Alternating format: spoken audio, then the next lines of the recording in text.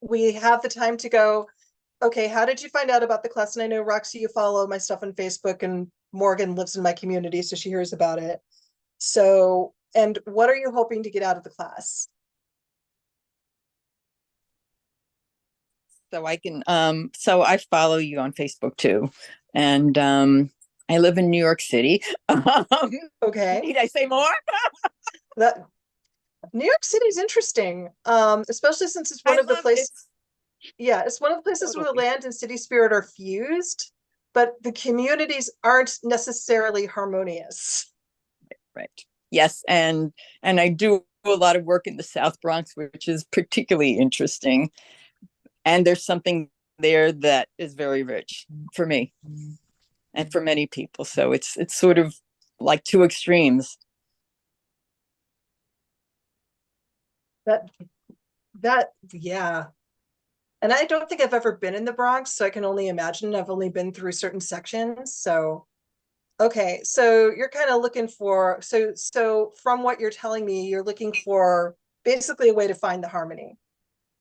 Right. And also, anything to sort of, given everything that's going on in the planet, any and human tragedies and otherwise, just Yeah. ways of being able to heal, if that's even the right word, some of the stuff. And we're going to talk about that and the complexity behind heal, because we're doing healing, not surgery, and these are very different. Right. Yeah. And these are small actions that can have big ripples if they're strategically placed. Got it. Good. Okay. And so I heard someone say something. Was there another question or? Okay. Nope. Okay. I am going to go ahead and bring up the fancy schmancy PowerPoint that I did as soon as I find the right Oh, button to wait, hit. are we going around with what we got out You of can do class? that. Yeah. I So I thought you was were just, calling on people. oh, no, I was doing a general, and then whoever wants to speak Oh, can speak, but go ahead. Please I do. mean, there's a lot of situations that have drawn my attention, but I think the one that's um highest on my list right now is I've labeled as forgotten neighborhoods, as in the city gives much more attention to infrastructure in higher income neighborhoods. And as soon as Mhm. you cross the street, all of a sudden the sewer drains don't need to be checked out, and that whole neighborhood floods more than once. People dump garbage in there, and the city never comes and cleans it up. And it's Mhm. just such a stark contrast. Mhm. And some of that stuff, I'm going to be addressing the broader things, but especially since I live in the same city as you, I have learned the tricks to get in Kalamazoo to do things. So I can teach those to you. Because I'm focusing more on the magical side tonight, but the practical stuff, and some of this comes down to, in your case, in my case, we have evil white lady powers we can use. So applying them for good is a thing. Like one of the tricks I've learned is call 311, and if you leave the operator laughing, you can get things fixed in Kalamazoo. If you can get them to laugh, which is how I managed to get my street to get its potholes patched when we've been waiting 3 years. So it's some of it's a matter of just knowing who the humans are to talk to. Hmm. And I think sometimes general it is better is, though, because there's, like I said, there's a lot on my list. there is a lot on your list, and sometimes I have to remind you that it's not your job to do all of them. It is your job to pick the strategic ones. Yeah. So, for example, Kalamazoo has an unofficial adopt a storm drain program where they're actually trying to get the citizens to do that themselves and get the garbage out. I wasn't aware of that.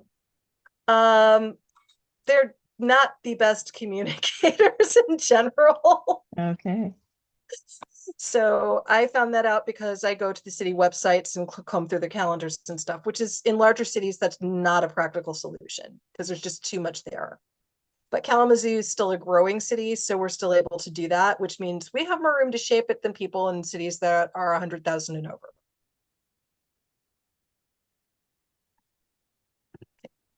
Could I So, just add? Oh, I'm sorry. I thought you oh were no, I was gesturing to you to go on. okay. I anticipated it. I actually two things really. It's just being how to be sensitive, more sensitive to whatever space you're occupying at the time, whatever little patch of land. Like, I'm on the other side of the continent, Sonia. I'm in north of Seattle in a little town called Mukilteo, and I'm going to be moving overseas. So, I'm already sensitive to the land that I've been been the steward of. And also, how do you respond? What is an appropriate way in which to respond, if any response is needed? I have some pretty unruly trees in the back of my yard, big, huge cedars, and they're very vocal, but I'm just, that's probably imagination more than anything else. But how do you respond, and how can you be sensitive? So I don't know if you'll touch on any of that, but that would be cool. So you actually touched on two of the major points of my class tonight. So the first one is, you mentioned stewardship. And so I just recently have been doing videos about the difference between dominionism, stewardship, and allyship. And we'll be talking about shifting from stewardship to allyship because our community extends to the non-human persons like the trees. Like Cynthia and I have frequently told stories about a certain maple tree that was an absolute dick. We aren't making it up. But it is also, and this is, and I will be bringing up a little bit of this, but I'm not as informed as I'd like to be, so I won't be deep diving, is Maslow's hierarchy of need was a misappropriation of indigenous culture's hierarchy of need that included community once the individual was set to rights. And it was the community healing, and the community included plants and animals and land structures and land and water spirits. And of course, I'm a city priestess, so it does extend, because I'm an animist, everything is inherently alive and can form its own spirit or has its own spirit.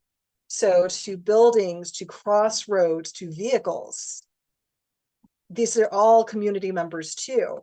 And so part of it is shifting from the stewardship where you're taking care of them to allyship where you're taking care with them. And a key part of that is showing people how to communicate with these animistic spirits so they can tell you where the energy really needs to go. And also doing it without breaking your brain, because sometimes if it's a large enough spirit, it's dangerous. So we're going to look at the small, safe ways to do it, not the big ways that will literally break brains. And there's a lot of shamanic trial stories about that are very well documented.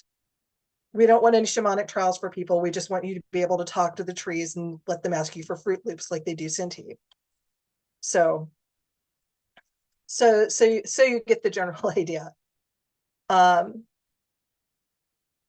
Since we have free-form class tonight, we can always go back and talk about the more practical side of things in between there as well. So a lot of, especially the civic side of urban magic, is simply knowing who to ask and when, or using the Toyota 5 whys. Just keep asking why until you run out of a good way to ask why, to basically get down to the bottom of whatever's going on, or to get the ugly, honest answer so you can do something about it finally. So, okay.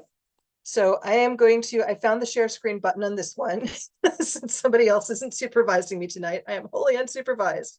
Beware. So I'm going to bring up the PowerPoint because people keep asking me for these PowerPoints because apparently your brains get full or something. And it's easier to keep up with something to look at. Okay, and why do I do that? So is everybody? I watch everything with subtitles, so that might be. Oh, and it looks like, hey Nikki. So it looks like Nikki's able to join us. That is fantastic, or at least for a little bit. All right. Hey Nikki, just so you know, I am recording, like you said. For those unfamiliar, Nikki's my business partner with Golden Apple. So I think she's hopping on so she can just kind of hang out and be supportive. So I will give her the explanation. She probably already has the gist about why we're doing it this way tonight, but we've got plenty of time, so feel free to stop, ask questions, share an experience. I just try to keep it within class scope. So, I do have to go to bed tonight sometime. I have to take my kids to school at 6 tomorrow. So moving into it. So I think by this time, I think everyone here is familiar with who I am and why I would teach a class like this. But in case you don't know, I wrote a book called Urban Magic Guide for the City Witch.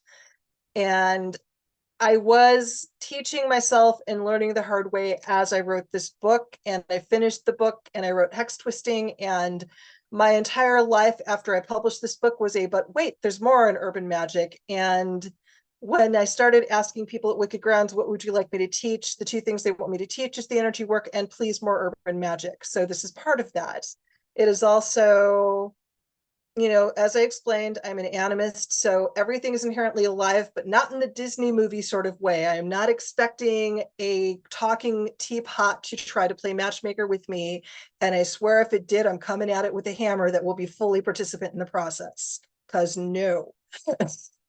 But hostage situations aside, I started off as a Christian deist, not a dominionist, but on the stewardship side, I had a very positive experience with Christianity. And I happened to be raised in a church where the environment was actually a major concern. I did not find out until I got into college that this was unusual for Christian churches. So even though Christianity was never the right fit for me, I feel very fortunate in the experience I've had with it and that it is much less traumatic than what most people seem to have experienced from Christianity.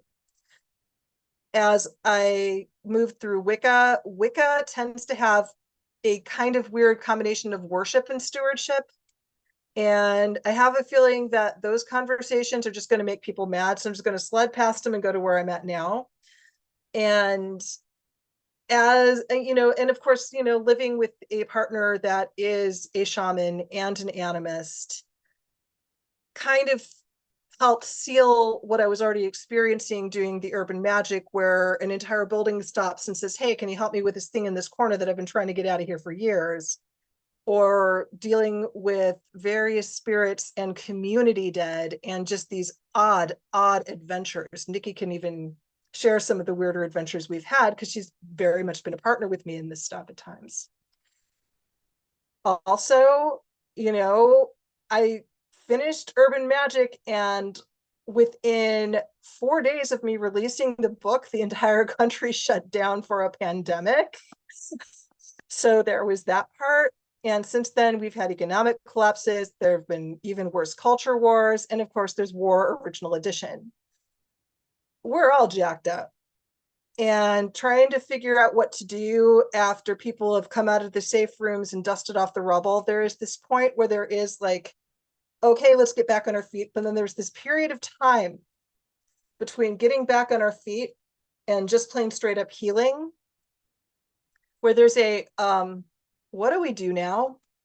And so what my download for this class is kind of in that awkward, what do we do now phase. So class scope, and of course this was written when I was assuming that Wicked Grounds was going to be hosting it. I am coming very much from an animistic viewpoint. So I have no issues with deity worship. I have no issues with atheism, as long as you're not intrusive about it, or agnosticism. Animism tends to be highly compatible with those views because I don't know what makes everything have a spirit. Something does.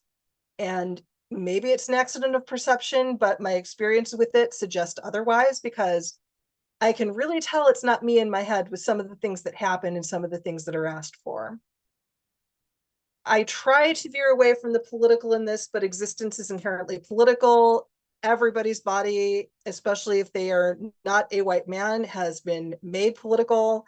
So while I do my best not to get too specific, there are unavoidable aspects that will come in, and I am just pausing to acknowledge that reality. Also, I'm not going to be discussing how to address corruption, and here is why. Is often with corruption stuff, it is actively dangerous because corrupt people think ahead and get magicians, people with my level of talent or more, to do some very nasty stuff. So I would need, it would take me the time to teach this class just to put the protections in place before I could even teach and how to deal with it on a magical level. So we're not going to do that. I've got my protections in place, so we don't have to worry about them messing with me on this. Plus it benefits corrupt people to heal spaces too. But That's another discussion for another time. And possibly after I am like in a fortress of solitude where I've got all the damn kryptonite in the world to throw at people. So what I'm hoping that you get out of this, and I've already talked about this a little bit, is that community isn't just a community of common interest and views. It includes everything and everyone that shares water, air, and space and land space resources with you. So the trees, the buildings, the streets, all forms of ecosystems, the roads, everything. Also, and I know, Sonia, you were bringing this up, healing is an active process on the part of the entity receiving healing, as well as on the part of the entity sending the healing. There is a factor of consent and refusal or desire to participate that is part of healing as well. And so again, this is where allyship comes in. Is it's much easier to get someone to participate in the healing that they know themselves is what works for them, is what nourishes and what they need. And again, land, water, and city spirit know best where the energy needs to go. Sometimes all you're going to need to do is make the energy, and they'll say, put it right here and I'll take care of it. And I will talk about how that happens, when that happens. I don't always know why that happens. I am kind of glad I'm not omniscient. I think that I'd have a lot more headaches. So, and so again, a lot of this is when you hit that now what phase, like you've gotten the blood wiped off, you've gotten the boo-boos, the bandages, and then you're sitting there going, I may have been literally and metaphorically hit with a truck. Now, how do I even process that? Because this is kind of the state, like we keep ending up back there collectively. Like we will just start to move forward from one collective cultural trauma and a whole new one happens. And so it's just keeping us all in this semi shell shock state. And, at this point, I'm pretty sure most of the country has PTSD as opposed to just a few of us. I used to be one of the minority bastards. I'm not anymore. So one of the things to keep in mind with crisis and its aftermath is there's always going to be one happening somewhere. We have 7 billion people on the planet, and that's just the humans. And yeah, I assure you, other entities that we share the planet with find ways to have crises and emergencies and dramas themselves. They really do. It's more important to take the small steps than to do something big and dramatic. It is much easier to undo the big thing than it is the small thing, for the very simple reason that you can find the big thing easier.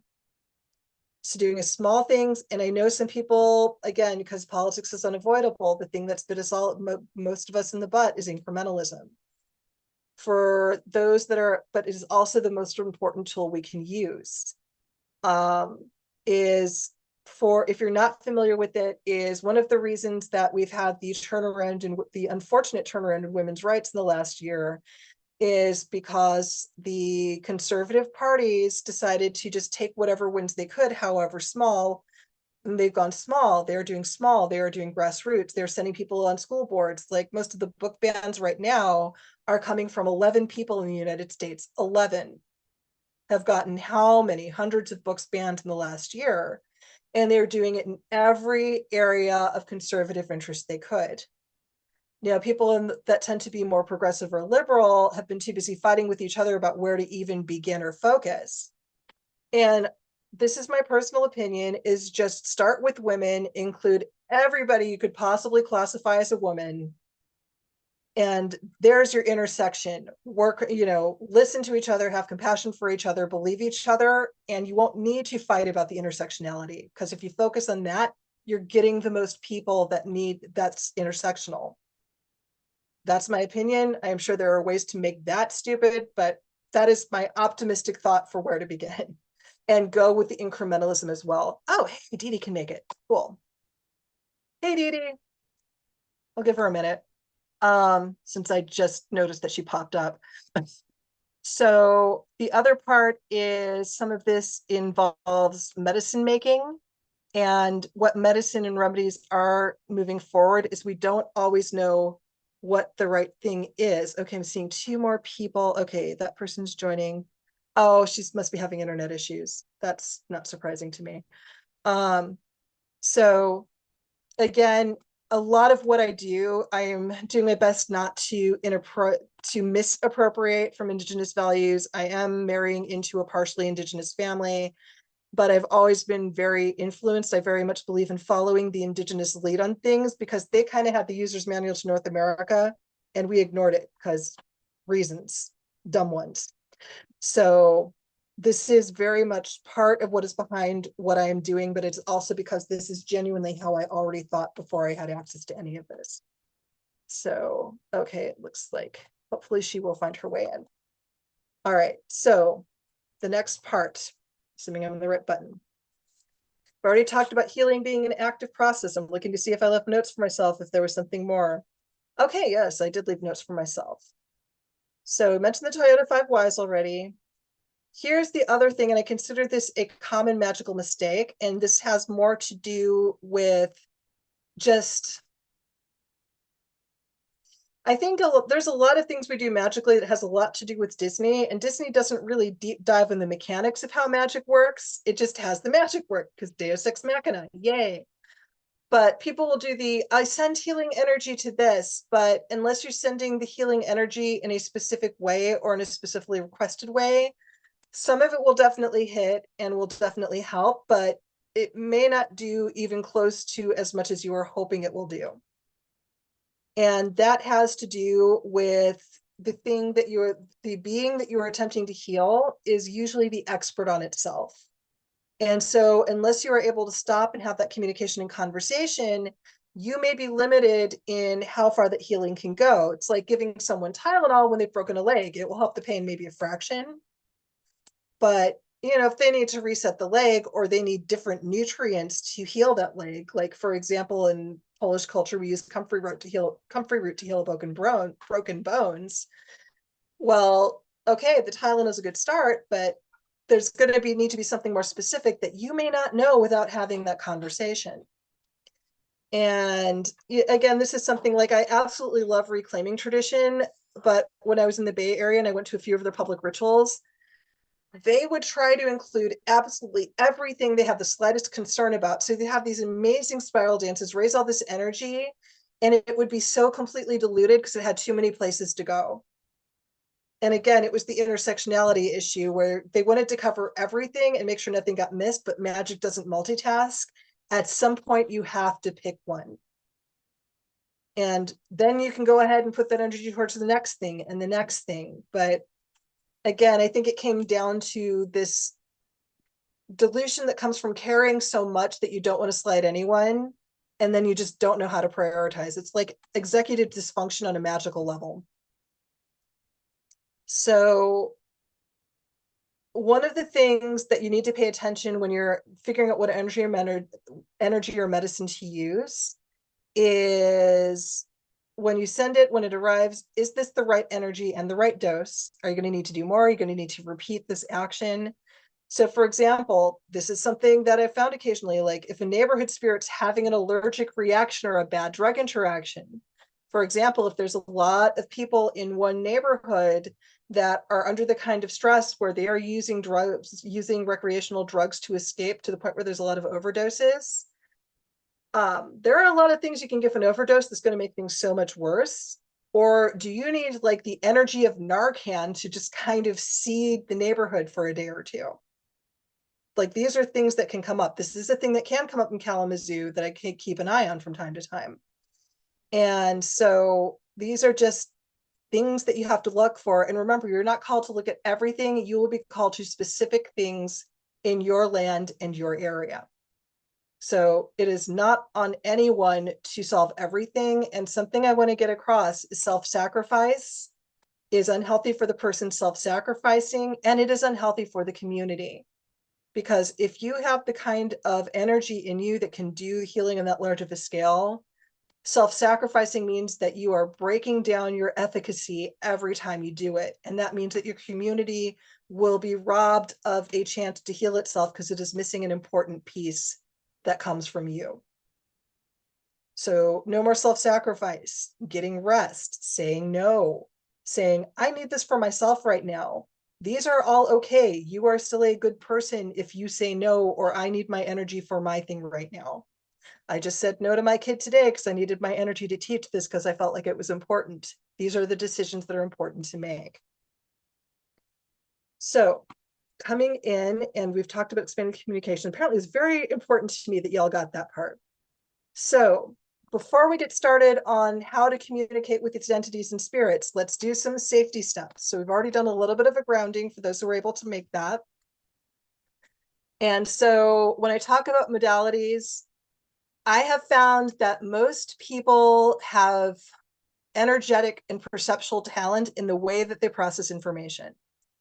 And usually there are two ways for most people, sometimes three if somebody's especially like done a lot of meditating and worked on their neuroplasticity, like, you know, how their brain is willing to learn new things. But for example, I'm a very kinesthetic person. I am a dancer. So I feel things, I touch them, I notice vibrations. But I am also a visual person. I learn a lot by reading. I often prefer reading to even talking to people. I'm a writer for a living.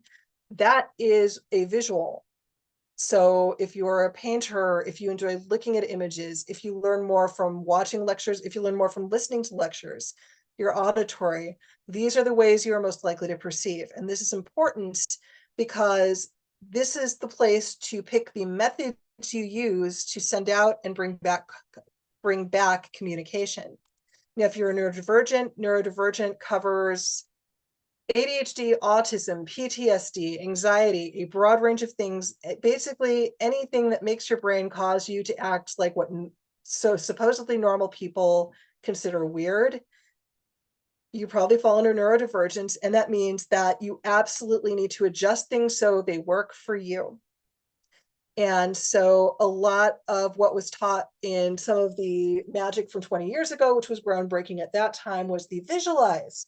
Well, there are people with conditions where they cannot see things in their head and their imagination, but maybe they can hear something. Maybe they can write words or create a rhythm or do body movements. Or, for example, if someone can't have an image of an apple in their head or something, and I'm trying to get them to connect to a tree, but they are kinesthetic. And I've noticed a lot of people that are neurodivergent are very kinesthetic and very sensory. Okay, so assuming the tree doesn't have something on it like poison ivy or something that will be unpleasant, it could be a matter of just going and touching the tree and forming the connection that way.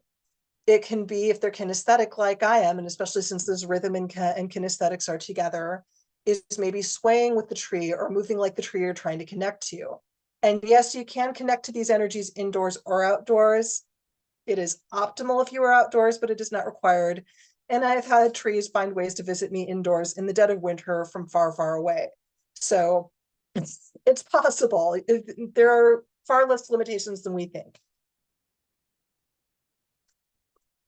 So coming up from that, what I would like folks to do is imagine in whatever way is appropriate for you, kind of a protective filter. So what will happen, like for myself, I am getting an image of like this odd little wire netting thing, but my things has like bells and switches. And I used to work for a radio station, so it vaguely resembles a mixing board.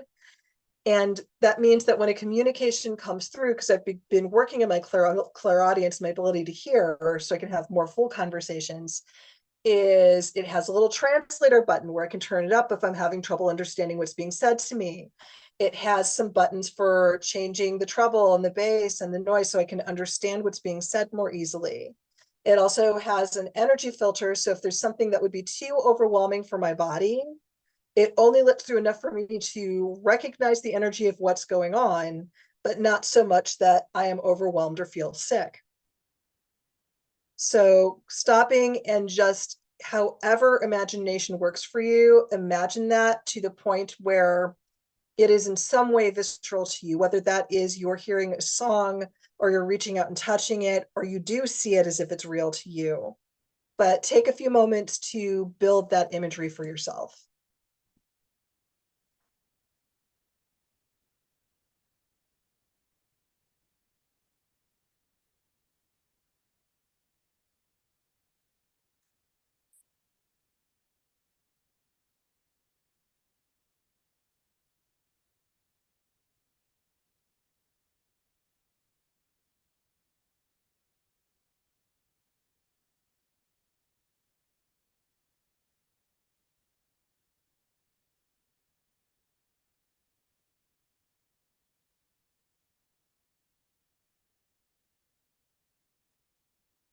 also, because sometimes things communicate when it is not a good time for us, and I do have to remind spirits regularly, I have to go human now, is adding something that is a way to leave post-it notes or a mailbox or voicemail or whatever works for you that you're likely to remember to go check.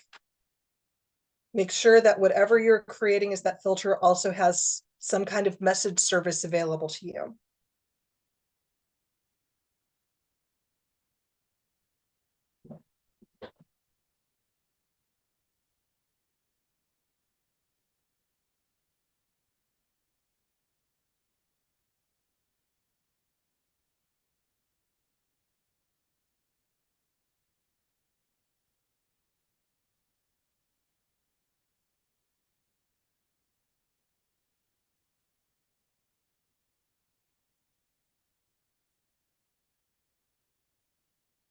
Okay, folks feeling ready?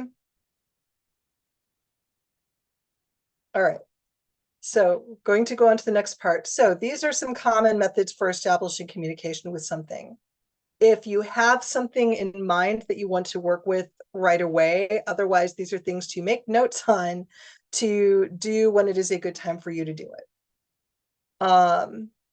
Okay, I'm just making sure that I covered everything. So the first is the energy ball. Does everyone here know how to do an energy ball? Yes. Okay. Just in case, so Sonia, were you going to? I was going to say yes. No. Okay. So I'm realizing because there will be people that watch this on the replay, I am going to do a quick demo. So the most common way, and I know there are people where friction in their hands is a bad idea, in which case, so I'm going to do the friction method where you rub your hands together and generate. But if you have severe arthritis, you can also do this with your hands. And what will happen is you'll start to feel like a pulsing kind of between your fingers or heat. I'm feeling heat because of the friction, but it will start, you'll feel like your hands are being pushed back by that energy. This is kind of the energy version of a quartz crystal in that you can have it do absolutely anything you want it to do from there. And the only thing I am doing is just putting the energy of hi into it. And there is a bush of aster flowers right outside my window. So I am just going to take that energy ball and send it through the window out the door into the aster bush with just hi. And you take a minute, and sometimes it takes longer, especially with larger things, and I'm getting a hello back. And along with a very wry, I know you're teaching the class, Diana. So, because it's been watching me do this all summer. So that is one of the simplest ways to begin a communication. And from there, you can send an energy ball to ask a question. It already recognizes your energy. You can just walk over and ask a question or just send a question to it. But you have formed enough of a connection to start a communication. And just as relationships with other humans over the years, there's always some kind of progress to be made in understanding each other better. It is the same with any other entity on an animistic level. It always takes practice and negotiation and relearning each other to keep up with how you communicate. So another method, and this tends to be more on the deity worship side or the ritual side, but it is one that I use a lot, is just making a water offering. So when I first come to a city or a state, if I'm working magic there, I make an offering of water to the land spirit, to the water spirits. I know it sounds weird to offer water to water spirits, but they really appreciate it because them is bringing a cousin home that is them. So they really do appreciate it. And then I will also do, like, for the ancestors of the land, for the indigenous spirits of the land, and I'm not just talking about human indigenous spirits, for the ghosts of an area, for the ghosts and for the community of the dead, for the fae and the immigrant spirits, because in North America, fairies are immigrant spirits, and there are other immigrant spirits that come here. So a lot of people think that plant devas are fairies because they look like plant devas, because they look like the popular images of fairies. Plant devas are very different from fairies, and if you met one, you'd probably think you were seeing a cryptid. So just It's an expansion. It's like we have way more neighbors than we think we do in way more ways. Like for example, in San Francisco, it wasn't just the Fae, and there was a Fae population there that was significant. There were also these Japanese spirits called kami that were these adorable little cartwheeling things, and I never quite understood them, but I'd always felt like it was polite to say hello. They were just there because when people move across the world, their spirits will often move with them, especially if these people were ones that took care of these spirits. So when I moved to Kalamazoo, there were things going, can I come with you? And this is just part of how we do. And fortunately, they don't really take up the power bill, so I wasn't worried about rent, so it was fine. Another thing that I have found, especially when working with animistic land and water spirits, is singing to them. And, you know, I have a tradition every time I'm in New Orleans. I am required to sing to the river twice before I leave.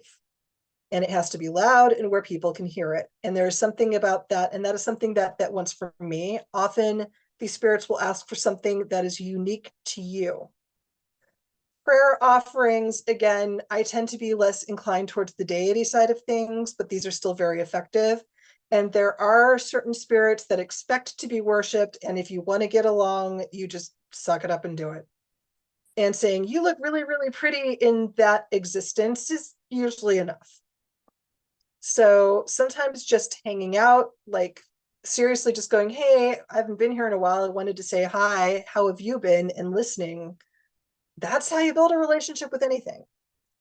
So the other thing that I've been finding is learning the local lore and telling the stories and bringing things back to life. This is especially useful if you are somebody who works with the dead, who does psychopomp work, who does any kind of death doula work. There is this phrase from Wicca that I like keeping called what is remembered lives. So when someone passes on, part of helping them continue their life, continue what good they did, is to tell their stories, because their stories warn, educate, inspire. And so it is so important to tell the stories of your ancestors and your heroes and your villains. And that is true even of the land and the water itself. Find the stories to tell. Tell the stories about the unhinged water spirits. They're everywhere. Tell the stories. The other thing is, and this works best on humans, but works with just about anything if you do it exactly right, is offerings of coffee and tea. I recently had my ancestors, because I switched to a cute little coffee cup that I thought they would like, and I heard will you please start giving us more coffee again? We can't go in a cup that small. And it is amazing. Coffee is associated with prosperity energy, and it is associated with getting things done quickly. And apparently I inherited my, dear God, I can't exist without it. And now I know this for sure. So these are all different aspects. There's definitely more than this. There's no way this would ever be an exhaustive list. As you go out and have the experiences, you will find this out for yourself. So the next part, and this is the part that I am really bad at, and I'm still learning myself, is how to recognize when you're getting a message. And so for me, one, use the filters, check your voicemail. And the way you can do that is just what messages do I have, and give yourself a few minutes, because a lot of the times, even on our best days, we're going to have a lot of noise in our heads. So clearing that noise so we can tell the stuff that's coming in that is definitely not something we would come up with on our own and is not inspired by anything we're reading or watching. It can take a minute or two to get the sense of that. Again, pay attention to how different messages come through with different modalities, because it's not just your modalities, it is the modalities of the animistic and non-animistic spirits. So for example, I get a lot of water spirits visiting me in my bathroom. And I have learned kinesthetically to recognize how a water spirit feels. It feels different on your skin than an air spirit or just a room that is just a room. So there are days that my bathroom is just my bathroom, and there are days where the Kalamazoo River has not physically, but energetically filled it up and is definitely getting my attention. And so it took me a long time to learn how to recognize that, and it is still an ongoing process for me, partly because I am dense as all hell. and I don't know if Nikki wants to tell this story because it involves birds. A few years ago, I needed some extra help with some protection magic. So this is a story I'm going to share. And it came up that the right being to go to ask for help was Black Hawk. Well, Black Hawk was an indigenous chief from a very long time ago. And given that I'm a white lady, and yes, I did have family members intermarry with Blackfoot on the consensual side, didn't really give me any special rights, and I didn't pretend they did. But I needed some help. I followed the tradition for asking for help from Black Hawk. And I said, if your answer is yes, you're gonna have to be kind, you're going to have to make it super obvious because I am very dense. So about 2 days later, I went out for a walk on the Pacific Coast Trail with Nikki because she had her dogs. It was a beautiful day. And we had to stop back at her van in the parking lot in that area. And we turned around from the van to find an entire arc of blackbirds had just surrounded the van. And they all stared up at both of us and then hopped into a lightning bolt and then into a tomahawk. And then I think there was one more thing, and I don't quite remember what it was anymore. But it was very clear they were making formations. So like if there was like, I just got distracted because there was like one yellow finch in the mix. I don't know if it was hanging out with a buddy or just they were shorthanded.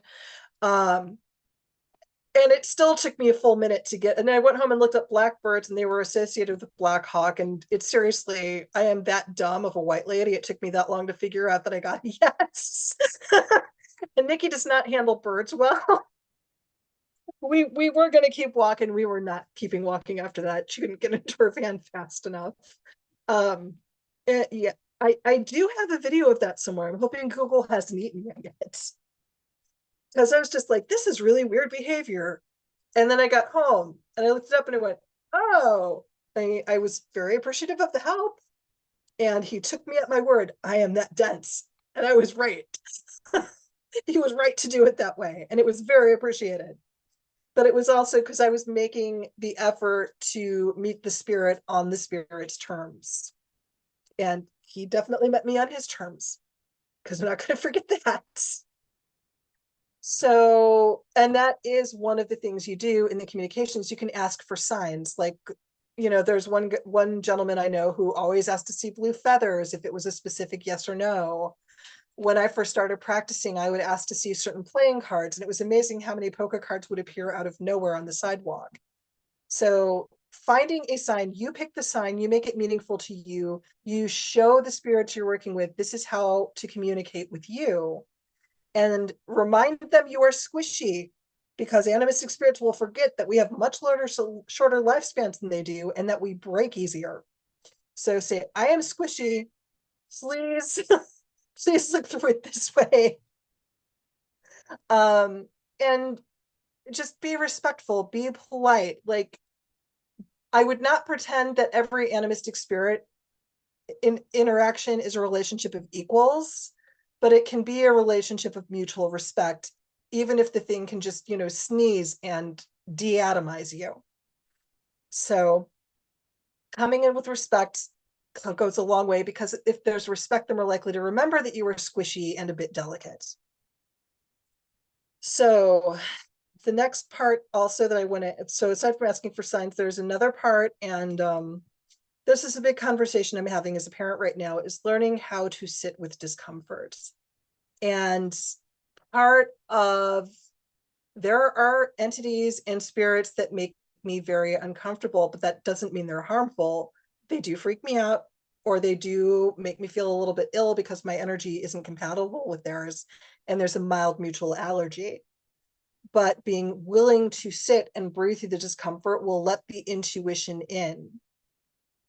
And a lot of those things that cause that discomfort get labeled as evil, get labeled as demons. Some of them are demons, but demons tend to be a lot more reasonable than their reputation would indicate. But there are other things that get labeled as demons that are really animistic spirits, and that are even more uncomfortable. And learning to, and this takes a lifetime of practice and practicing again and losing and practicing again, is learning to go, okay, I am going to ride through this feeling until I get to the communication at the end. And there's no good way to do that except to practice it over and over. And there are certain points where just making yourself uncomfortable, if it gets to the point where it is deteriorating your mental health, definitely take a break from doing it. It should be something, if these things are not improving things for you, don't do them. It is that simple to me. Because I'd rather see people be well than be all powerful magical. You know, I screwed myself up, so y'all don't have to. So once you get those communications going, here are some good things to ask, especially when we're in that so what now crisis space.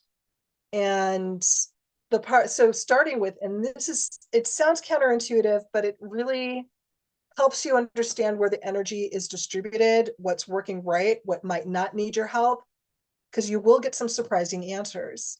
So like if I'm asking my local city spirit what feels right, well, the answer I'm hearing back is Edison, which is a neighborhood with a lot of violence and a lot of poverty issues. But there are things happening for that where if I add my healing energy to it, it's going to throw off the progress that's already happening behind the scenes, which means there's already somebody working on Edison. I need to stay out of it, which is why I'm being told that's what feels right. So I am seeing what hurts, and I'm being told, and this is the, like, I literally own the property at the bottom of the hill for one of the wealthiest. So I'm at the bottom of the hill, and then one of the wealthiest neighborhoods is like literally right above mine. I'm hearing what hurts is Westnedge, and there are people in Westnedge who are having a negative impact on people down the hill. So I have a property that used to be an asphalt company, so there was already harm being done that way. And I'm being asked, okay, can you tweak your land to offset the harm that is rolling down the hill? And I won't have to do all that much. I can literally just go out and have a conversation with the land itself. I'm friends with the deer that keep coming by. There's more than one way to go about it. The next part is what hurts because it's healing. And this can be a very complicated or very simple answer. But it's these things I'm going through are painful, but this is part of the process. And this one I'm hearing about a different city is the mission hurts because it's healing. Like there's a lot of things going wrong in that neighborhood in San Francisco, but there is an overall correction happening that needs to happen. And then the next one, and this may be the what hurts because it's ill, where again, I'm getting a more local response. The river is very, very polluted. Fairies can't even live along the river, let alone plant spirits can, but just barely. So it's okay, the river is sick. It needs some help. It needs some medicine. Okay, it only wants 1 or 2 doses from me per year, but I'm being asked to teach this for a reason. What hurts because it's injured. Being injured is different from being ill, and there are different reparations. And it might just be a tree had some bark stripped off, but it was a really old tree that was definitely contributing a lot to an overall neighborhood spirit.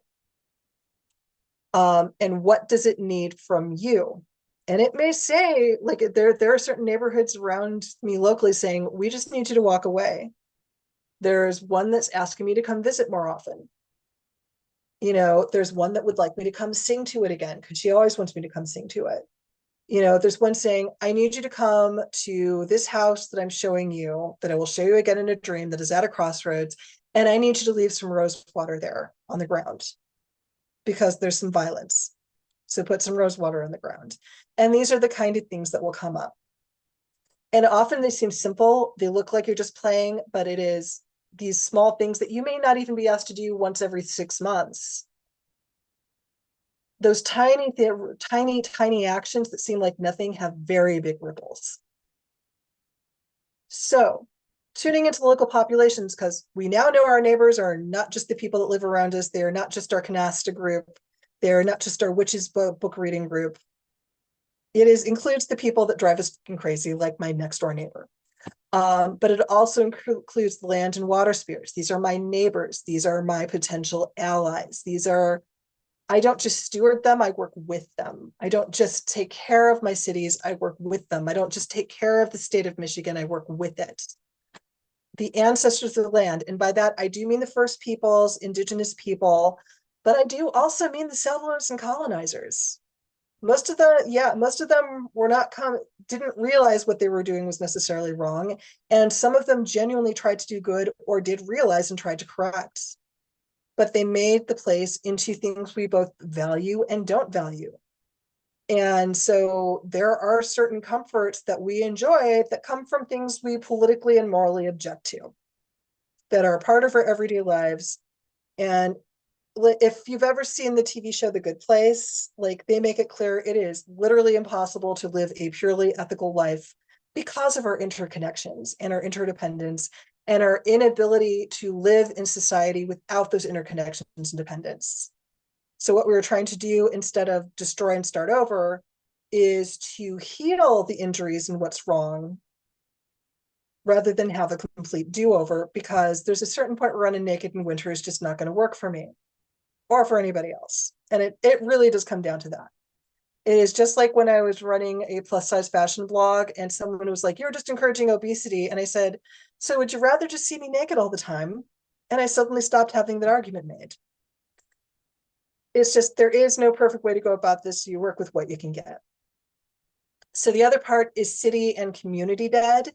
And so that means I am talking about ghosts. I am talking about the residents that do hang out in graveyards. Not everyone chooses to, but that's an option. I am talking about haunted buildings. I am even talking about ghosts of buildings themselves sometimes, because the imprint of a building can stay behind. And I actually did have a client who was actively haunted by a car that was trying to take care of its person. Like, these are things that can happen. These are part of our community too.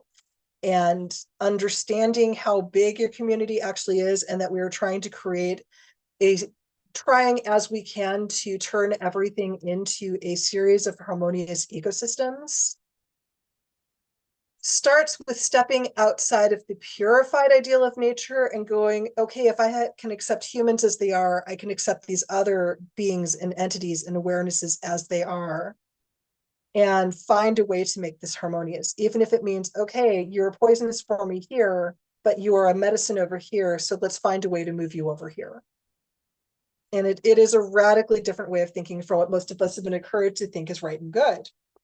So the other one, again, fairies and immigrant spirits. Fairies have their own needs. Fairies are not just a spirit class, they are a spirit culture with very specific rules. And some of them have taken better to North America than others. And I honestly think some of them have I think that cryptids existed long before they ended up over here. But I also think they enjoy letting people think they're cryptids. And I know for a fact there was one group that just let people think they were being kidnapped by aliens because they thought it was funny. So they are their own they are their own thing. And understanding that this is not Tinkerbell, these are not the cute flower fairy images that we saw in those beautiful illustrated children's books from the 1800s through 1950. They are way outside of what we usually imagine. The other part, and again, because I'm talking more about these communal spirits that form their own consciousness, city spirits at some point form its own consciousness and becomes independent, and then has ideas about who it wants to be. And then there is a certain point where, for example, New York City and New Orleans have fused with the land spirit. And so they are fully animistic spirits now that are working in concert. San Francisco isn't quite there, partly because of the fault lines, but partly because the human communities have fire trauma and age trauma, and it's making it hard for the land and city to fuse appropriately. Not to mention, somebody went all pirate in the water supply and the gas supply. There's just a lot that needs to be addressed, which is making it hard for that fusion to happen. So next one, buildings, machinery, public space.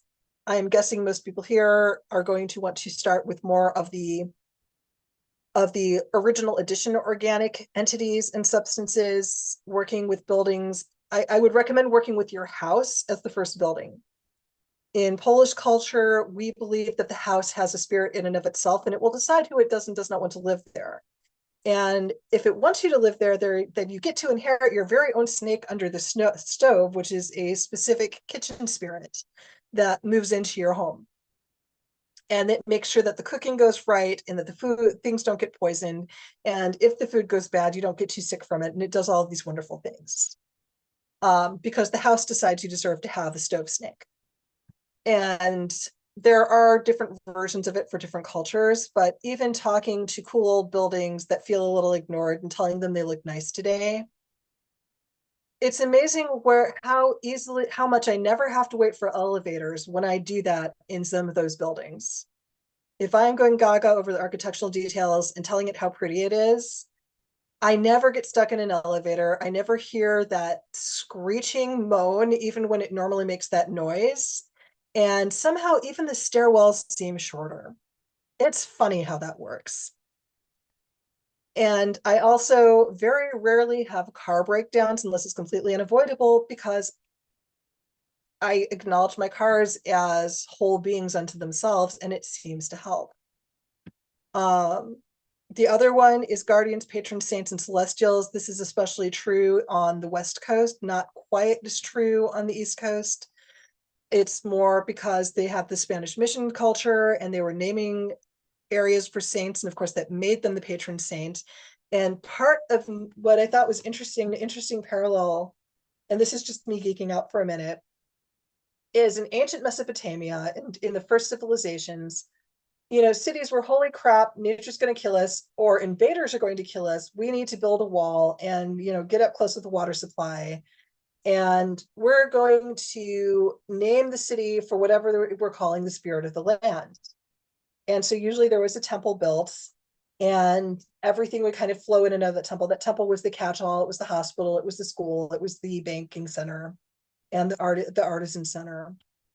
And so with the mission culture, I don't think it was conscious, but they kind of did the same thing. And I think they completely forgot that a good chunk of the saints they were naming for used to be pagan gods or the names for land deities. So especially on the West Coast, they actually made OG city spirit energy without while attempting to colonize. And you can definitely see the results of colonization. You can also see how it went very strangely sideways, which is why the West Coast is this weird magical place where things may start one way, they never end that way. And I honestly think it's the saint / land spirit energy just going, oh, you thought it was going to go your way. So at least this has been my experience with it. And I have been fortunate in the experiences that I have had with that. It is also working with celestials, which are spirits that don't really come to Earth, but influence Earth. And especially for people that like to do the new age stuff, climb up mountains, there's a lot of that energy too. And so they may have influences, especially on government bodies. I've noticed that a lot of government buildings have some kind of celestial energy literally carved into them. So, there'll be angels, there will be Lady Justice, who you notice is always elevated above the earth. I was working with Morgan recently, and there was a building that had Moses with his scrolls. Now I'm trying to remember if I think Moses is one of the ones that got snatched off the mountain and taken to heaven, rather than buried. I know Elijah was one of them. And I will see Moses because of the tablets, obviously, because of the implication of law, or Elijah symbolism. And Elijah just, got noped out on earth altogether. And yet it's still a major influence on these spirits and energies down here. The other one is human populations and their subcultures and societies will have spirits unto themselves. So I'm Slavic, we had tribal spirits and we would form tribal spirits. Indigenous people, it's a parallel thing. It is a thing to be a New Yorker. It is a thing to be a San Franciscan. It is a thing to be a Latinx San Franciscan as opposed to a white San Franciscan. These are all things where there are subtle spirits that are part of it, that are part of the neighborhood spirits. And just these shared identities are both part of these people, but also separate entities that you can have conversations with. And they are part of these communities too. So bringing, it is never going to be one person's job to bring all of this into harmony, but based on who you are and based on all of the labels you could possibly have, there will be specific places that you as an individual will be especially asked to go to because of your natural access to it. So coming up here, now we're going to talk about the actual medicine, because now you know how to have the conversation and you know to have it without having, you know, an accident or something really unfortunate happen. And now I can talk about making the medicine. So, and Morgan's saying, yeah, so music scenes can have spirits. Absolutely, they can, and they do. So, one of my favorite urban magic things to do is to tap the spirit of certain favorite venues and connect it to the spirit of certain favorite musicians, and then use it as a culture generator for that neighborhood. So for example, Minneapolis is a place I lived for 12 years and I loved it there. And there is a goth club that's been around for like 30 years now. And one of the last times I was able to go dancing there, I planted a few very disco looking marbles, and one was named for David Bowie and one was named for Prince. And I think one was named for Freddie Mercury, and I planted it around the club so it would work with the energy of that of this club and the music playing to start generating just the power of glam spreading through that section of Minneapolis, just because I thought it would be cool. So I haven't been back to see the results yet, but the club's still going. And this is after it was shut down for a pandemic. So that's, I'm taking that as a win. All right, so coming to remedies and ailments. And so it's literally, the spirits call it spirit medicine. I call it spirit medicine. There may be people that object to that terminology, but this is what the spirits are calling it. So I'm just repeating that. The Cat Club in San Francisco definitely has its own spirit. Yes, it does. I love the Cat Club. The bouncers knew me well enough to say, if someone harasses you, please don't stab them yourself. Please come get us. Because I look like the type, and they are not wrong. So remedies for spirit ailments. So these are usually the type that are requested. And typically the way I work is I have the spirit make the request of me rather than going, this is what you need to do, because that's a lot. Okay. Hey, somebody's able to join us. Cool. So, all right. So typically something got an injury.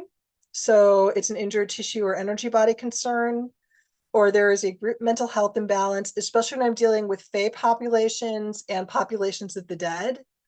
I'm not sure how to phrase this, because it is a mental health, shared mental health, but it's not like morale.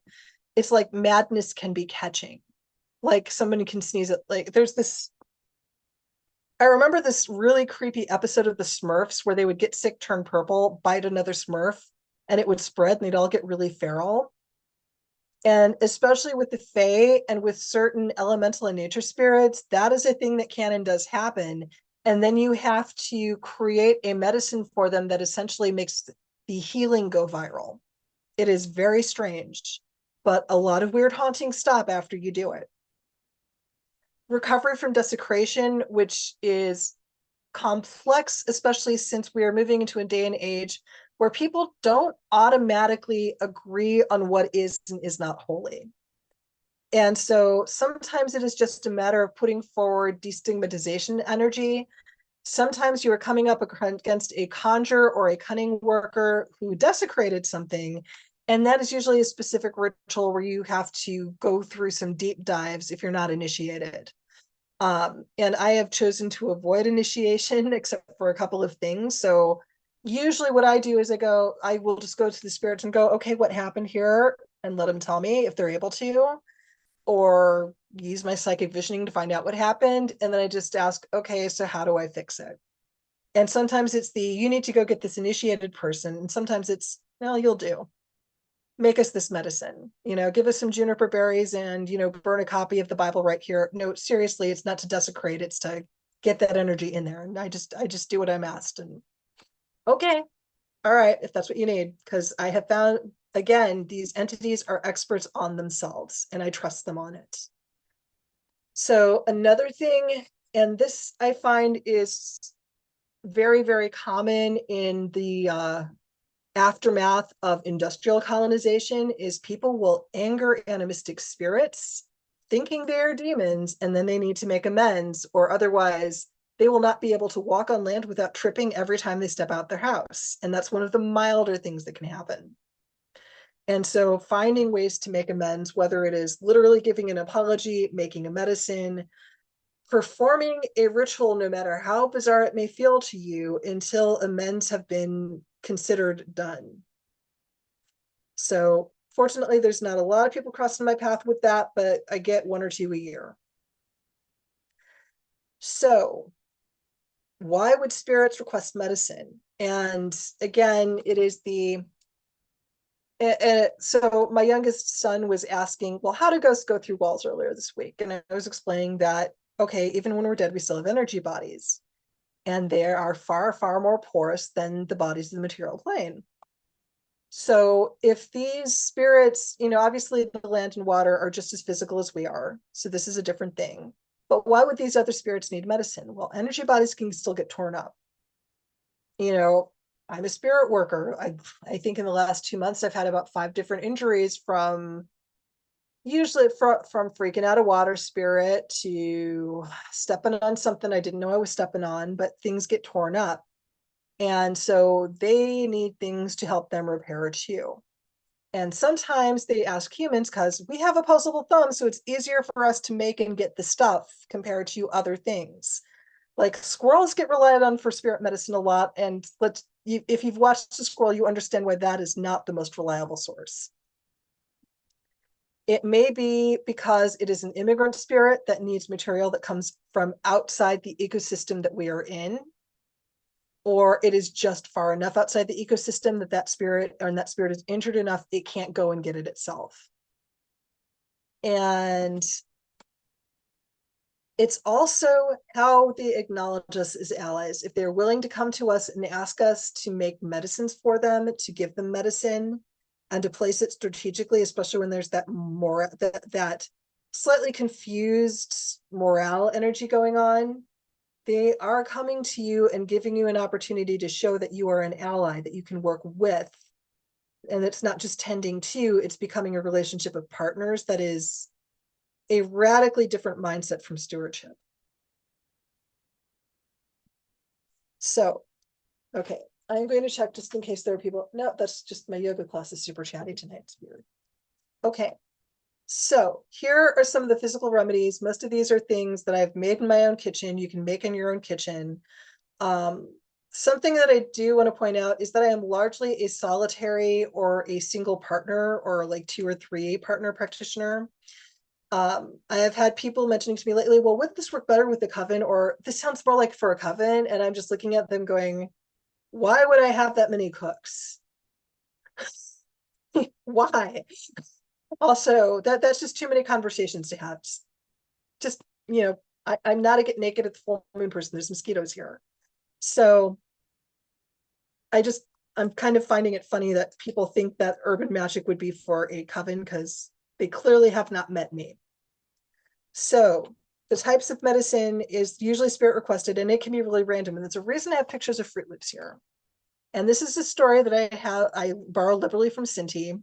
Cinti had formed a relationship with a particular tree when they were a kid. And this is when they were first learning and first finding their talents. And this tree went, I want the good Fruit Loops, not the generic stuff. And I want all the colors except the green.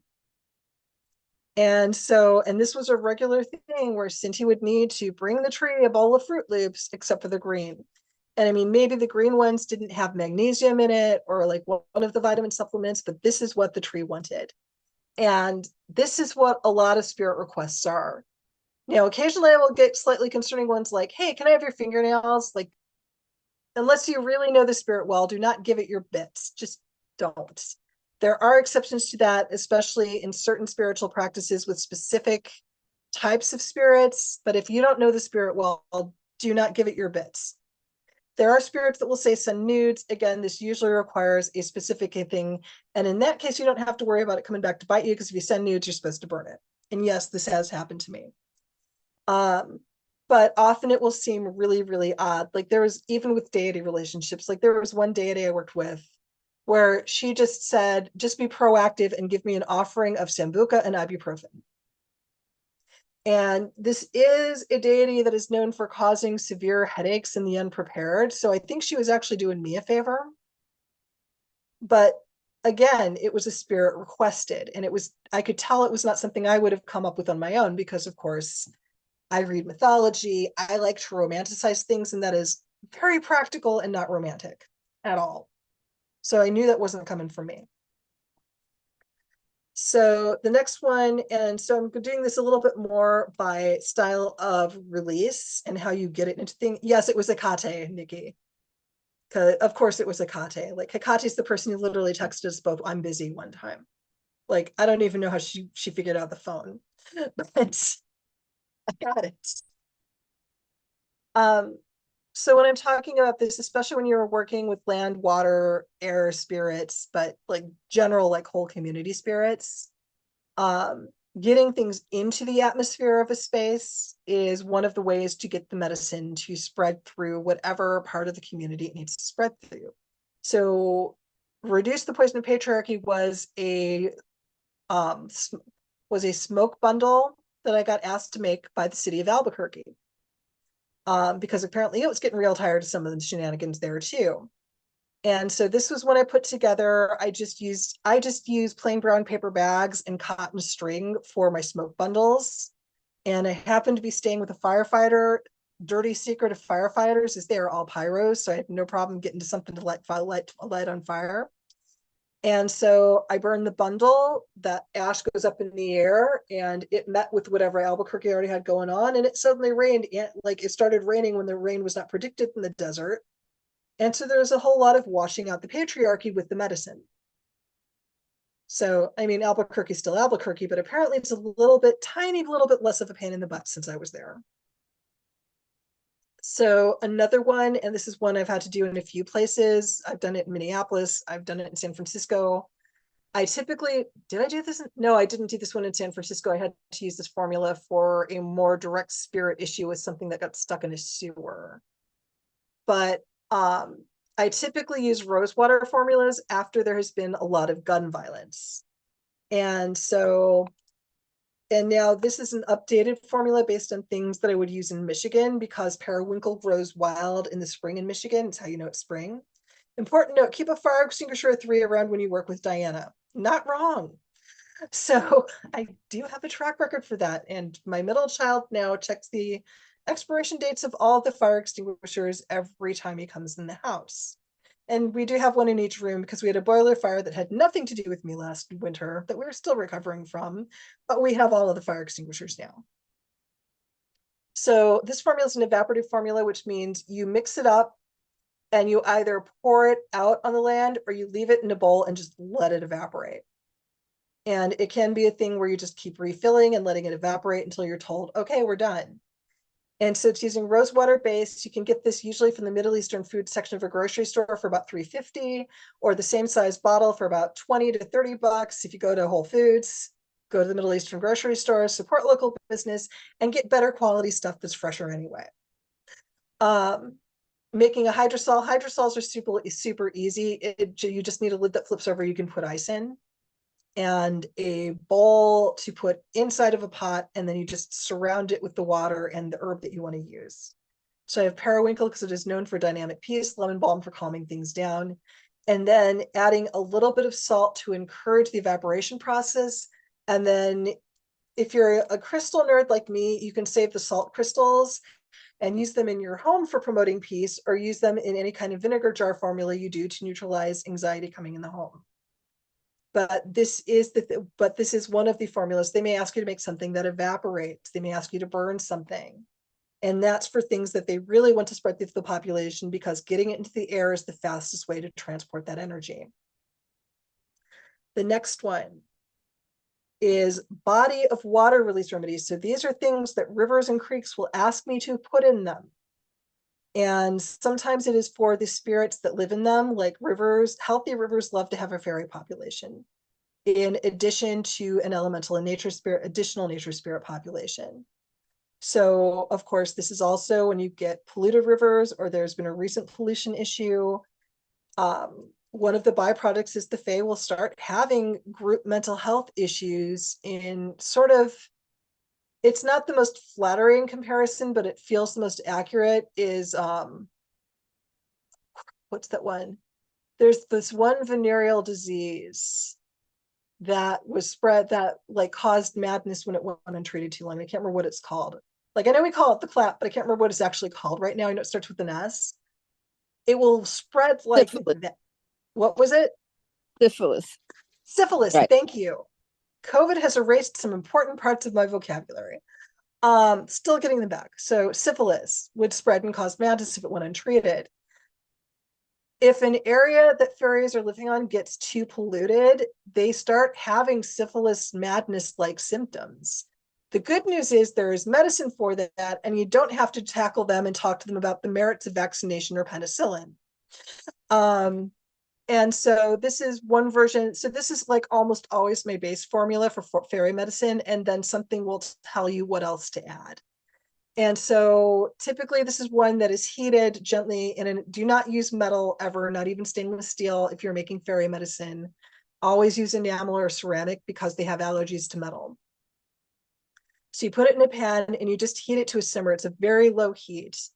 And so it's usually one rosebud, any color, or they will tell you the color, 1 to 10 mushrooms, depending on how much they need. And this is partly because, again, because they are highly communal and ecosystem based. Mushrooms have a communal way of communicating. There's a whole thing called the mushroom network where they can send messages to each other. That is part of the medicine that fairies need when they need repair for mental health concerns. Violets are violet leaves because it is sort of a universal blender for anything involving the fae. Whole cream is preferred. Milk will do. Do not do milk substitutes. You will never see your car keys again. And then usually whiskey is the go-to, and preferably not an American whiskey, but they will accept it in a pinch. But if you have to use American whiskey, use a whiskey that's made with honey. They will, if you are unable to use whiskey because you can't keep it in your house because of alcoholism concerns, add butter to the cream or milk. They will do just about anything for butter, almost more than they would for whiskey. And that is something where you release it onto the land or you release it into the water where they hang out. And usually if you're releasing with the water spirit itself is making sure that the fae get the medicine at the right time, probably because they are getting their water supply directly from that creek or river. If the water spirit itself is sick, and this is one that I know that Morgan and I are probably going to talk about more, the main way in science and biology that you help water systems recover from pollution is through plants called phytoextractors. And what phytoextractors do is as they grow, they suck up the various poisonous metals, and it's usually best for metal poisoning, out of the soil and water. So a lot of decorative cabbages are used this way. Sunflowers are used this way. Willow trees, unfortunately, willow trees can become easily invasive, but they can really clean up a water system. So making something, and this is not heated, this is ground. So this is something you give to the river dry unless it wants something otherwise. And so putting together sunflower seeds, they can be ground or unground, that's up to the water spirits. Dried cabbage leaves, kale, decorative cabbage, anything from the cabbage family, and comfrey root and leaf. And that's the good base formula. If you're in San Francisco, I know this from being there, and this is an example of how the different locales will have specific needs, is getting yerba buena, which is a type of mint that grows on Yerba Buena Island, is usually preferred as well for the water system cleanups. So, and again, there will be other things that these rivers and bodies of water will request for cleanup that are specific to them and the ecosystem and the neighborhood systems they're in. And it may be weird and inorganic sounding. Like, I need a pest dispenser that looks like a witch. Isn't plastic polluting? Let me worry about that. And these have been actual conversations where, okay, the spirit is the expert on itself. So, and there are exceptions, but they are rare. So when you're dealing with animistic land remedies, in addition to the water spirit, because I am very water focused and water protecting based, so that's my focus. But this is a far from exhaustive list. I've already talked about phytoextractors, but these are different things that animistic spirits will request or need for healing. Clean water. Whenever I go somewhere, again, the water offering and bringing clean water every time. Sometimes the animistic spirits will ask me to carry bottles of water and give it to specific homeless people that it tells me to. And I know because my partner's in mental health and explained to me, well, getting clean water is one of the biggest problems you have when you're homeless. Of course, you're going to want bottled water. And so being urged to do that to strategic people who are probably, whether they're aware of it or not, have a relationship with one of these animistic spirits, you know, keeping their allies alive without judgment, that is part of the deal, especially on the city priest side. Oatmeal is oddly corrective for many, many things, and it grows surprisingly easily most places. I currently have some neighbors that grow oats to hide the no parking sign by their house so they don't have to worry about it. But it is also used for phytoextraction. It's one of the most corrective things you can eat. Like if you can stand eating it for a week, you will correct your cholesterol. You know, you will correct the skin issues. And so oatmeal is like a good base. I prefer to run it through coffee grinder and have it down to a powder before I use it for anything when I'm asked to make medicines. But it is just a good base to have. Supplements. I will be asked to throw in magnesium supplements, vitamin C supplements, all sorts of stuff. And since I am weirdly a vitamin collector and then I forget to eat them, I forget to take my vitamins. And then it turns out I needed them for magic anyway, so it's fine. So, and the other thing is, and it's not just my ancestors, it's just coffee and coffee grounds go a long way. And in one, it is a way of planting prosperity because you can use coffee grounds more than once. You just can't use them for coffee more than once. Because you can dry the coffee grounds out and use them as an incense. I like to use them as a fertilizer in my bucket garden, but again, just about anything will ask for coffee. Like, I really hope there's never a coffee shortage because the world will suffer. And so part of the allyship is the continued medicine making and delivery. Now, if you're going on more towards non-animistic spirits, and that isn't limited to the dead, I'm leaving the Fae out because that's a different conversation and has a whole tradition behind it. But because we are starting to connect to our ancestors and understanding that, as far as we can tell, if we don't all go back to the same ancestors, we go back to about the same 7 ancestors. And what I keep having to remind people is nobody's root ancestors were white. You know, we just wandered off and stayed in caves too long. And so things that seem to be entirely out of your culture will come find you. And if you are listening to them, you will find yourself pushing the edges in some of this stuff, which is what happened to me. When you're doing these connections, or if you're trying to connect to the ancestors of the land and the people that were here first, or the people that built the cities first, learning the traditional recipes. Like for me, I'm trying to find where I can get a hold of hominy. But learning the recipes, learning how to cook that, learning how to make that as small food offerings. Making one of the things in my own ancestral healing work, it wasn't for a direct ancestor, but an ancestor sibling that died of scarlet fever, was giving medicine for the scarlet fever. Because this person died before they fully developed, that was an ancestral wound. They never got to complete that life. And they never got treatment for the scarlet fever. So part of my job was to find what treatment was for the scarlet fever at that time and make sure that was part of my ancestral offerings. I certainly wouldn't want to take it myself. The other one is like there is a context where there's information giving. Like I deliberately work with the invasive species that grow around my property. And these were not species that were here before. So some of the offerings is offering them these new herbs and talking about them as a way of helping them understand how the ecosystems are changing and helping the ancestors update their knowledge so that they can continue to give their downloads back and have full information about what's available now. Because one of the more frustrating conversations you can have in ancestor work is, well, where's this yellow flower? Well, that's been extinct for 50 years. So talking about what's actually there can help. Again, I cannot emphasize the importance of storytelling and coffee enough.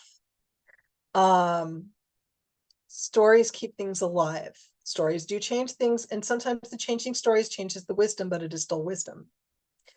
And making smoke bundles are also really good. Yes, we do use certain types of white sage for encouraging ghosts and the dead to move out, but they are also used to, depending on your relationship with the type of sage, and there are many types of sage, not just California white sage, which is the kind most people think of as white sage, that if you develop a relationship with the plant, you can find out what it really does. So, for example, most people aren't aware that if you don't have a relationship with white sage, it will pretty much clean things out. But if you have a relationship with it, it's a double acting plant, but you have to have a relationship that it shows you how to activate it. So since, starting with that hi and having that hello, I usually recommend just finding out what your local sage is. For example, the sage that most people sell and over harvested is the salvia. The sage that I started off my witchcraft practice working with, that is also called white sage, is also called prairie sage, and is an artemisia that is considered invasive. So people are just happy to see it getting gathered and burned. And it smells almost exactly the same. It does almost exactly the same thing, but just a little bit different. And if you form the relationship with the plant and have that conversation, one, you're not working nearly as hard to get your magic to work, but you also find out it can do way more than you're told it could. And that is important when you are doing the healing work. So if you want to smoke cleanse a whole neighborhood after something really terrible happens, let the plants tell you which ones want to go in the smudge bundle. So I can tell you right now that if there is some tragedy that happens to my block, the first plants they're going to want to go in the smudge bundle are the horsetail all over my lawn. And some of the mugwort growing well together, because even though they don't come from the same place, they work together well. And horsetail is also called shave grass. It's considered extremely lucky. It grows globally. It's originally from Japan, and it is not supposed to be anywhere, and yet it's everywhere. Okay, and Nikki's also reminding me about the syphilis. Okay. So with these ancestor formulas, the other part is that if you bring in this ancestor communication, these are people who have been around for all of the crises. These are entities that have watched all of the crises, and they can pretty well tell you out of the old ideas what's still going to work and what's not, and why not. So the next part, I'm keeping the balance, and I have this source here. Again, I'm always happy to give the PDF of the PowerPoint after the class. This goes into what the original Maslow's hierarchy of needs, Abraham Maslow, I think his name was Abraham Maslow, created this after working with the Blackfoot Nation. And of course, he stripped out all the stuff about community health and focused on the individual. That was a big mistake, because once you get to community actualization and you don't have any community awareness, you get capitalism as we have it. And that is not good. And again, we can't avoid the political. I do believe that village industry capitalism is probably our best bet, and I have no idea how we're going to get there. But part of it, and this is part of why I am being called to teach this magic one way or the other, is we need to get to the point where we need to have healthy individuals. That is so important. And then there needs to be the next step into making our communities healthy. And I know something that I teach all the time is you cannot help somebody else when you are all jacked up. Please do not get jacked up. But there are times where, and the rugged individualism thing is not working for anybody. We are falling apart. And part of that came from the hierarchy of needs. And part of it came from looking, again, from dominionism, not stewardship. Stewardship is at least community oriented. But the dominionist view of, well, we are supposed to roll over all of this, which means not sharing, punching down, putting people down, and ignoring an absolute wealth of community if you don't look at it as something you rule over. And so again, a healthy community is a dynamic process, and especially since we have networks of communities that we're trying to bring into harmony, those medicines are part of how we bring it into harmony. Those medicines are the things to be dispersed at that what now moment after crisis. And If you are not already deeply informed in it, I strongly recommend you read up on what the hierarchy of needs actually was supposed to be from the Blackfoot and First Nations perspective. Because again, I encourage people to follow the Indigenous lead on most things, not all things, but most things, because a lot of the times when you dig past the trauma to the actual wisdom, there is a lot that we really need to think about. I mean, if we have to appropriate, let's appropriate the right stuff. Come on. So, and I think community health would be a good one. So this one I'm talking because I will, like on Wicked Grounds platform, I get a lot of old school magicians. And one of the things we have is this thing called Lust for Result, where it is, you'd work a spell or you do working and it's the, are we there yet? Are we there yet? Are we there yet? And of course you completely destroy the spell just by doing that, like, because you're unable to get your mind off of it. So here's the reminder, is that healing is slow and subtle and strategic. We're not doing surgery here, not most of us. When we're called to do surgery, we're probably not going to be talking about it because things get weird. There are things you can do if you are targeting one specific aspect of crisis. So if you're targeting the housing crisis, which was one of the things I was targeting when I was in San Francisco.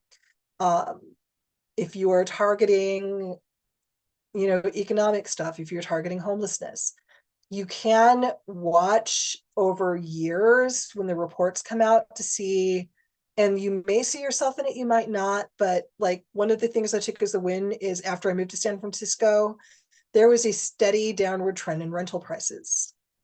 And then it bounced back up after I left, but I couldn't really help that, sorry. But it starts trending down again.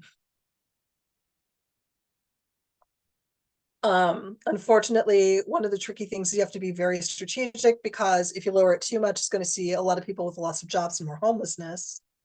So again, healing, slow, subtle, strategic, and the land and waters and city spirits know better than I probably do where things are supposed to go. So and it seems so tiny and so insignificant when you want a big splash, but those tiny and insignificant put in just the right place can take down a mountain. The other one is, there are ways to add spells and magic. So one of the things that I think my current area would benefit from is an attraction magic that brings in sustainable industries or pollution cleanup industries, or something where the technology is focused on, bringing in technological stuff, but it's also bringing in things that improve sustainability altogether, or village industries. San Francisco was famous initially for some of its village industry type stuff in the 60s when all the food co-ops started coming up and they had the shared stuff. And it wasn't until the tech took it over that it started losing that kind of communal village industry thing that worked for everybody. New York is interesting in that it is outrageously expensive, financially driven, and yet it still has a robust village industry going. And I find that kind of fascinating, especially given how, like, it is now again #1 for expensive and overcrowded. San Francisco is #1 for quite a while there. But again, because the land and the city and the ocean a little bit have fused together, somehow somebody always finds a way to make room. And if you talk to your neighborhood spirits and have them talk with the central city spirits, not the island of Manhattan, but New York itself, if you talk to it, it will even say like something like, go take this pebble or this thing you're going to find on the street in front of one of the finance buildings, put it in the poorest spot in the Bronx and see what happens. Like, it will tell you how to redistribute. It wants to. So like, these are the conversations you can have. And I think, and again, and it can even be things for specific people. If someone's having trouble finding housing, if someone's having trouble finding a job, if someone's having trouble finding supports. Influence, so if you're going to do mental influence work, which is always ethically borderline, but less unethical if you are doing the atmospheric release, where it is over a broad population, or trying to influence culture change, like say getting people to stop fighting and go, okay, we've picked a group that's and let's do the incrementalism. And coming back to that, like, let's just focus on all women. be very, very broad in our definition of women and focus on those rights, because a lot of other stuff will fall into place with that. But influence workings that change cultural perspectives. So getting us out of the not so subconscious class hierarchy, the not so subconscious economic hierarchy. The trick with that is, if you're going to influence a cultural change, you need to have a cultural change to replace it with. And it needs to be something that you also need to make it something that is viscerally pleasurable for even people that normally would be opposed to cultural change. Like, I don't see a lot of white men wanting cultural change these days, because that's one of the reasons we've got half the podcasts we've got right now from men, is they don't want things to change. They have the major advantage. So what about culture change would help them? Well, one of the things is men would be more supported in getting mental health support and working on themselves with that cultural change, so they'd have a chance of being less lonely. So this would be an example of some of the influence magic you might want to explore doing if you're going to do broad-ranging influence magic. And again, even with that, it has to be well-placed, small, and strategic. If you're going to do it, get the cooperation of your community and its version of the mushroom network, because it'll tell you where to do it and how, because these energies are experts on themselves. So coming to the end here, and for folks that came in late, I will have the recording available in a day or two. I am so grateful you took the time, especially given that tonight was a little bit weird. But the takeaways I want folks to have is, communicate with the spirits, practice communicating, find a small place to start, use the filters that you created, and update and change the filters that you created. But communicate, gain consent and cooperation, and before you commence with the healing practices, because these spirits can tell you what to do. The entities that you might want to wish to heal, they're the experts in themselves. And it's okay and even good to just specialize in one population or one cause or one concern that matters to you. It is okay. You don't have to take care of everything. You can pick the one that matters to you. That isn't selfish, that's practical. And your community includes so much more than just people. So that's what I've got for folks tonight. So are there any questions or any thoughts or anything that folks want to share before I wrap it up? I need to ask something. Okay. The filter part, I really liked the way that you described it, but when I was thinking of a filter, I just realized that the one that came to mind was actually really unhelpful, even though it might have been extremely effective on for spirits trying to contact me. Okay. And I guess what would you say, like, the primary like what you need in a filter to be most effective, and what is probably something that you should leave out? I think something most effective is something you can easily recognize as a communication signal, would be the most important part. So I know some, like, what I did is fairly complex because this is how I've been operating. But even starting with something simple as a basic bat signal, like, if you remember the Batman cartoons where, like, you'd see the signal up in the sky with the bat, like, I need your attention now. I think the important thing to leave out would be, I guess I'd have to ask more about the structure of what you were doing. We don't need to do that right now. Well, so is a filter like what you're the mode of communication that you're using, or is it something to like dampen overwhelm and It things is like meant to that? dampen overwhelm. It is meant to dampen overwhelm. If there was one thing that I would like ask the filter to especially filter out, would be my personal projections and biases. Is if it can filter that out, so I can really tell, so I can tell that I'm getting out of my head. Because this is one of the trickiest things about all these spiritual practices, is there is a risk you never get out of your head. But I've had enough things happen where I definitely know I was not in my head, but it takes a lot of experience to get there and recognize that. So adding something to the filter, one, it is to dampen, because certain animistic spirits can get overwhelming. Have you ever been yelled at by Lake Michigan? Because that is loud. And I needed a filter for that because my ears were ringing. But it is also filtering certain aspects of myself out. So I knew it was like Michigan yelling and not just my subconscious having a freak out, which can happen. And because both of those things are important to manage, because yes, there is a real risk of physical injury working with animistic spirits. Yes, there is some stuff that can get quite real in unpleasant ways that it would be very hard to explain to a doctor. So these filters and safety checks, but also knowing you're getting out of your head, are important and imperfect parts of this process. Does that help Okay. clear anything up? Yeah, I'll have to think about it more, but yeah, it helps me have a better idea of what to build and what to be like, that probably won't work in the long run, and get rid of it. Yeah. Okay, are there any other questions or comments folks want to make?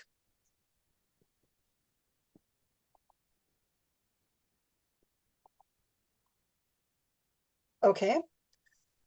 So next month I am teaching, and this is partly the end of year. There's a couple of extra classes that are going to be rescheduled. I have a feeling we're going to be doing 4 classes instead of 2 in the next 2 months. But the next class is for November is touching grass and getting grounded. So it's an energy work for everyone class. So this is one for dealing with family stress before the holidays. And then December, the official class is going to be magic for impossible people. So again, dealing with family stress and people we don't like hanging out with. All right, and there's a comment. Stay on for a moment after everyone. Okay. So I've got our host was not Wicked Grounds. I still encourage you to support them because they are doing very good things. It was just tonight was a weird night. Okay.